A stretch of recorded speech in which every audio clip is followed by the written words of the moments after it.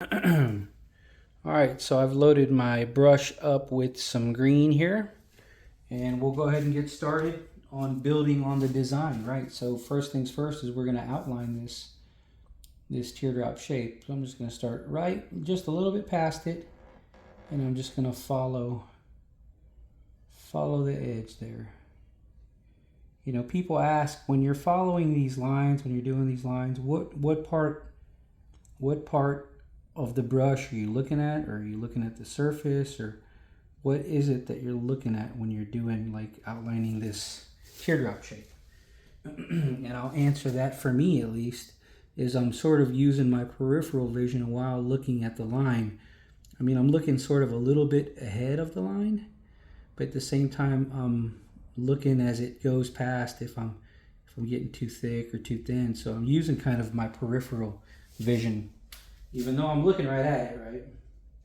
And I'm looking where I'm going, but you know, kind of watching the edge, but at the same time paying attention to everything else. Now here's where I cover up that little mistake. I had that little bump, went right past it. You can't see it no more, right? Just gonna go right on down. I'm gonna lift up a little bit so I can get this little turn without, whoops. Nope, didn't work. Loaded the brush just a little.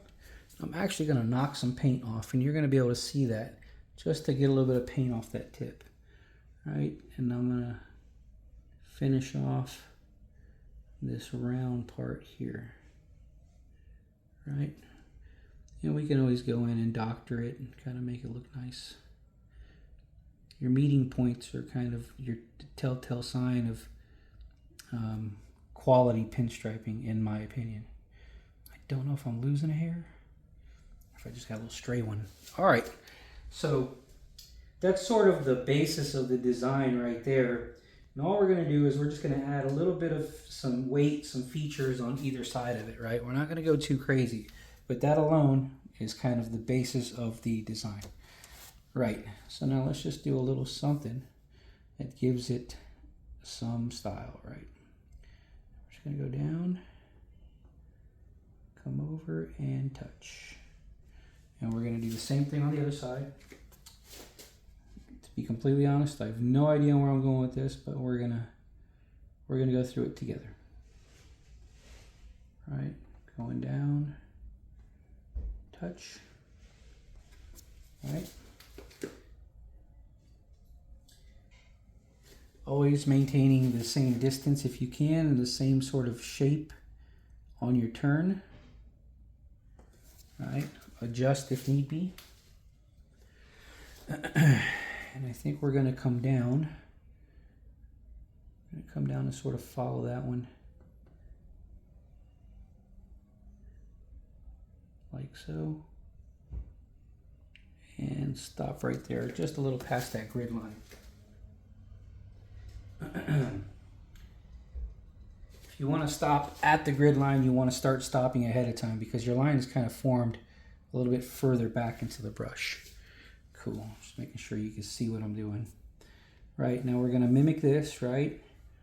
And it looks like I crossed right in the middle of that square, and I got a pretty fine gap. So I'm just going to follow that, right? Try to follow that gap. Come down. Right, make that turn, pivot, and we're going to stop just a little bit past that square. I'm going to reduce some, and I'm loading the brush at the same time, right? So you're reducing the load up kind of at the same time. Now, let's see. Let's go back down and connect that one more time, right? We're going to start here. We're going to connect this right there. We're going to do the same thing on the other end.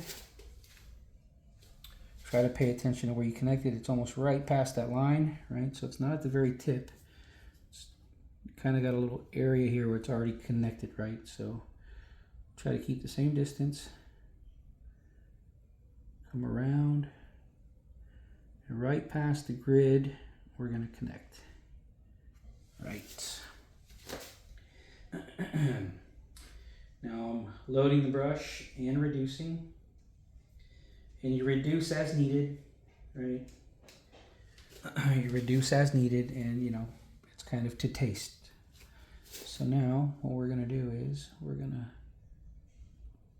create the outward shape because we got a lot of stuff coming in. So we're gonna go out, right? And we're gonna cross it. And we're gonna do the same thing on the other side. Let me fix this little point right here because it kind of has a little divot, right? We want it to be smooth. We're gonna do the other side now.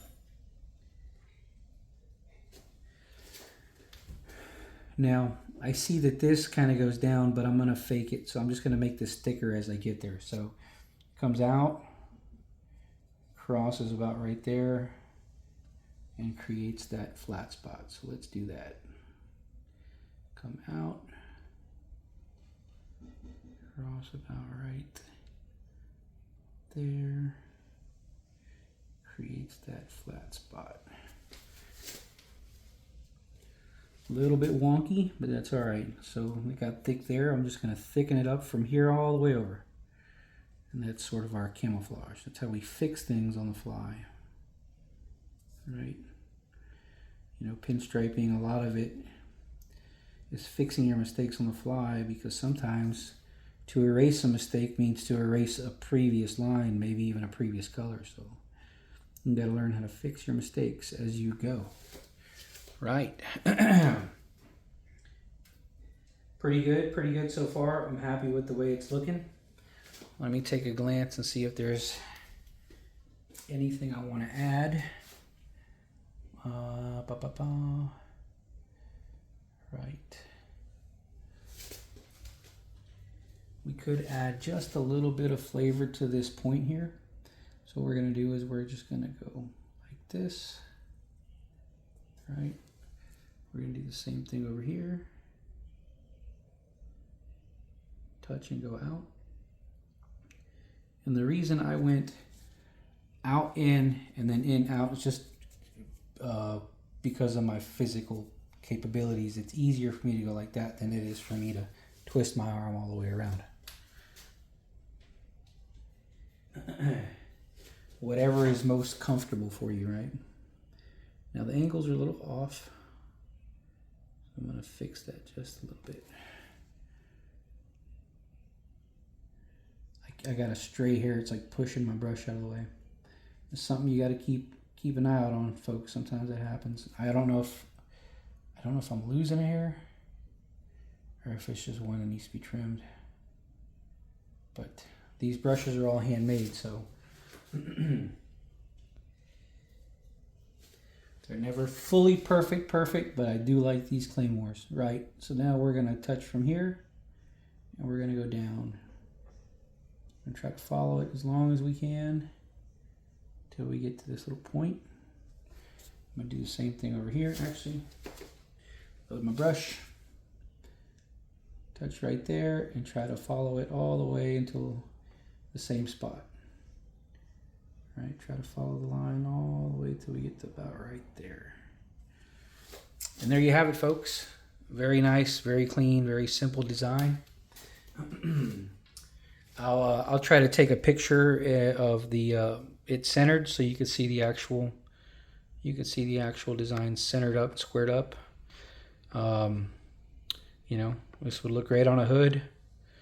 Very, very classy. You could also do the little hash marks, which I'll try to do with the sword, but it's best to do with the liner, these little hash marks, but I'm going to do it just to show you that it gives it just a little bit of flavor, right? These little horizontal lines. You do, 2, 3, 4, whatever. I'd say minimum try to do 2 if you're going to do them. Usually, I learned doing these watching sort of folks like Hot Rod Jen. She likes to use the virus for that. Swords are Swords are not great for teeny tiny small strokes, right? Because it takes forever before you start to get that line. It takes like from here to there before you get the line. At that point, that line's already done. So it's kind of hard to make these little lines with these brushes. Not impossible, clearly. But there's always sometimes better tools for the job, right, at that particular time. So let me know what you think in the comment section. Please make sure you make sure you comment, share, and I appreciate all of you, and have a good day.